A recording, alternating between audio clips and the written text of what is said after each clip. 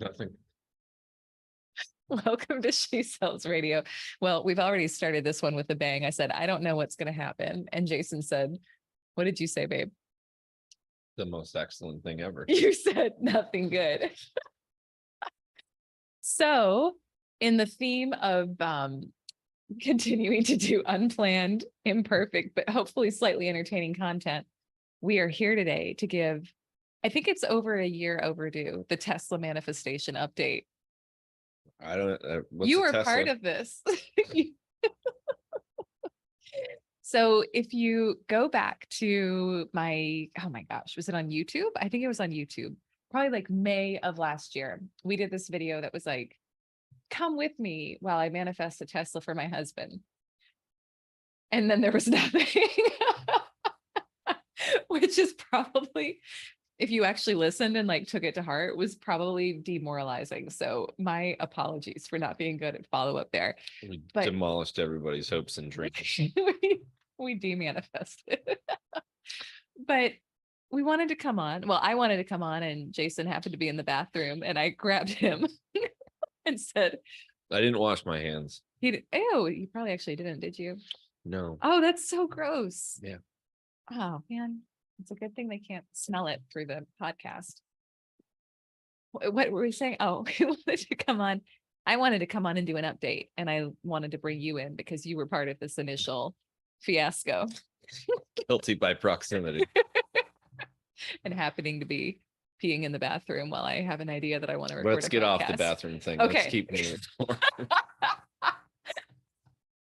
Okay. So let's talk about what happened, because I did want to like close the loop on it and share hopefully a decent takeaway or two for people. So did we get the Tesla? No. We did briefly. Oh. For a few days. Yeah, we did.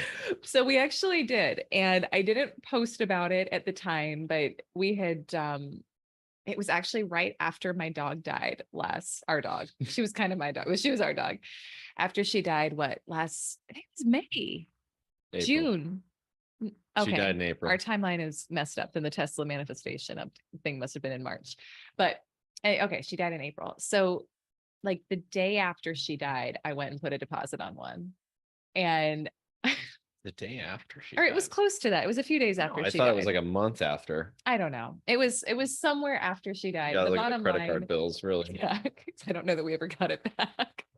But the bottom line with it is, when you're in grief is probably not a great time to make big decisions. And I think if I'm being so honest with myself, when that happened, I was looking for something that felt like I could control and something that would make me feel better. And I know it's like a dog dying, right? It's not, there are people who go through much harder things. And in that moment though, it was really hard. She'd been with me since I was in college. Like she was my girl, and she was like my little best friend, and she would sit behind me every day while I worked and recorded podcasts and stuff. So we knew it was coming, but it was, it was sad. It was still sad when it happened. Now our new dog is scratching frantically while we record this podcast. We probably should have taken their collars off before we did this. But anyway, so I think you were at work, and I did it as a surprise. I was like, I just want to do something. And I wanted to feel better. I wanted to get out of the funk. At the time, I didn't know that's what it was, but that's really what it was. And so I thought, you know what, this is something I can get excited about. I'm going to put this deposit down on the Tesla. And as I did it, it was like, I was really having to still talk myself into it. And I think there's a difference. This is actually maybe interesting to talk about, a difference between just fear of a limiting belief when you're making a stretchy investment versus no, it's actually not aligned. And I guess, I'm curious your perspective. Do you have a perspective? I think for me, it's when you're making a big investment in a stretch, it'll feel uncomfortable, but it'll still feel aligned. There was something about this that didn't feel aligned, but I was convincing myself to do it. Do you know? There's always a difference between something that you actually do want to do, but it's scary because it's a lot of money, which always dissipates after the fact that you go through with it and do it. Yeah. Because inherently find value in it. You don't think that things that you value are expensive. You don't value it, you automatically think it's probably expensive, whether it's $20 or $1 million or $1 billion or $1 trillion. That's it. Anyway, you spouting off I'm wisdom. I'm a regular old Buddha. You're a Buddha today. Without the fat.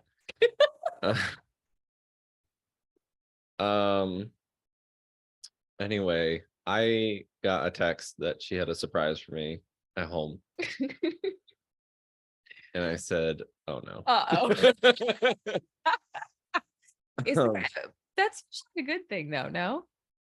It was because I have a sixth sense with you. That was the other time I sent him. This is a side note. I don't want to talk about chunky onion dinner. When we were first dating, I wanted to make you a special dinner. No, this was not when we were dating. This was when we were married. I was already locked down and incarcerated. No, it was after. No, we were married. Oh my gosh, brain. Okay. Anyway, at some point earlier in our relationship, I thought I was going to derail this. It's all you. I'm feeling really silly today. I just have to warn you. I wanted to make him a really special dinner, and I went and I found this recipe that was like supposed to be this really nice French recipe. And when I was at the grocery store, I felt like I just kept buying so many onions. Like I was following the recipe, but it was like so many onions. It ended up being like $100, which was mostly onions. And I spent a good chunk of the day like cooking this for you. And I'm not sure what I thought was going to change from the grocery store of buying the onions to actually presenting the meal to you where it wasn't going to taste like just onions. You didn't use all the onions, first of all. You got tired of cutting the onions. And instead of chopping them finely, which is usually what you would do with an onion, because eating a big chunk of onion is not necessarily pleasant, nor is it easy to cook through. You chopped big chunks of onion that were uncooked throughout the meal. So I don't have the patience to take a lot of time. You don't have patience when it comes to cooking sometimes. So that's just a Scorpio plus chopping an onion 20 times does not equal a good thing, because they kept getting progressively bigger chunks. Anyway, back to the test. That was an example of a surprise that didn't go well. That was true. Okay, but here's another surprise that didn't go well. You got a text. So I got a text and I said, oh no, because I can read your energy automatically when something's going on. And the way you sent it to me was a thing that made me say, oh no. I get home and we're sitting there, and I had just gotten through a whole long shift, and she's nervous excited, which isn't the right type of excited. That's a good point. I was kind of like, hi, I did this. Yeah. And she tells me, and she's like, ta-da, aren't you excited? And then she proceeded to use a lot of languages that like, I'm still trying to convince myself that this is a good idea. And you were like, oh, and I was like, are you sure this is a good idea? She's like, why aren't you excited? Yeah, I know. I'm trying to be excited about it. Yeah. I mean, everything about that. It was a clear.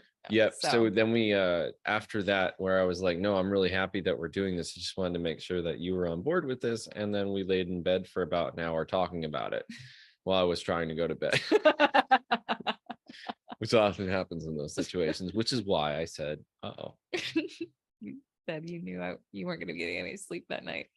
So we made the decision, like the next day? I don't know. It was a gradual coming back to sense. Yeah, it was. Oh, and you know what? I remember I talked to my mentor about it at the time. She was like, it's really not a good idea to make a big decision when you're in a time of grief.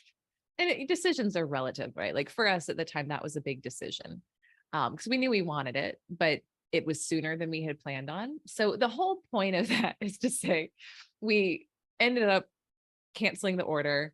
We never got the Tesla. I mean, I think we're still going to do it at some point. We did end up earlier this year, though, getting the RV, which I think for us was way more aligned and something we've really enjoyed and has led to many comedic moments, such as driving down the road and the door flinging wide open on the highway and not knowing what you're going to do to pull over and fix it. And hard to pull something that's 40 feet long over in an emergency with the door hanging wide open. But it's been worth it. So the bottom line is it's been worth it. And so what is the point of this? What can they take away? Sometimes when you go to manifest something, the universe has something else in mind. Yes. And rushing the time, like that was forcing the timeline. It wasn't That was taking it into your own hands, trying to make it happen instead of that was it. manifesting I was itself. trying to force it and push it to happen to make myself feel better. And that's not manifesting. Like that's not powerful. And so yeah, so we have not yet purchased the Tesla. In fact, we went down to one car last year when we moved into the city. Yep. And we are Getting a Tesla would have still, actually been a waste because we probably would have used it, but we needed a bigger car. And if I got the the S3 or whatever it is, then it would have been too small for a family I vehicle. don't think that's a model of a Tesla, but I know what you're saying. The Model 3. Model 3. There you go. Yeah. S3. Yeah, Model it would have 3. been too small. Although you would have looked, you would have looked good zipping around.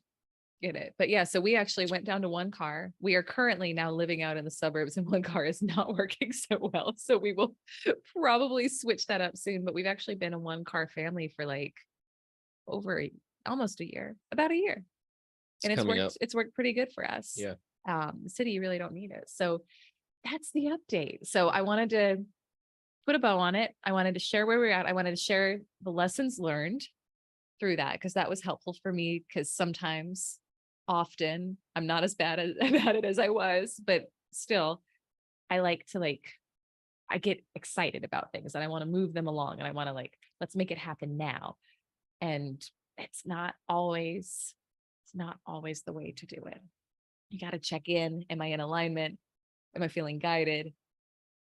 Is this straight? It's always going to be something stretchy, shows but up to be like, no, I used to do this. yeah, some sort of a So. So there you go. So we'll let you know when we actually get one. We'll let you know when we, I don't know, just get a second car. I don't know that people will be very excited about that. The second car We'll is going to be ship that. something that we can pull behind the He RV, wants which a you little can't do with an dumpy- EV. He wants a little dumpy car to pull behind the It's RV. not that I want a dumpy car. It's that we need a dumpy car to pull behind the RV because you're not going to pull like a Bentley behind the RV. Come with me while I manifest what's the dumpiest car we could get? I don't want to Nissan or something. offend people. But it doesn't matter really the model. low. It's like old and like burnt out It's and a piece of plastic on wheels. come with us while we manifest that. I think that's it. Do you have $2,000 worth of ooh. Do you have seat attached? Sweet. Me. Do you have any departing words of wisdom, babe? Can I go back to schoolwork now? You can go back now.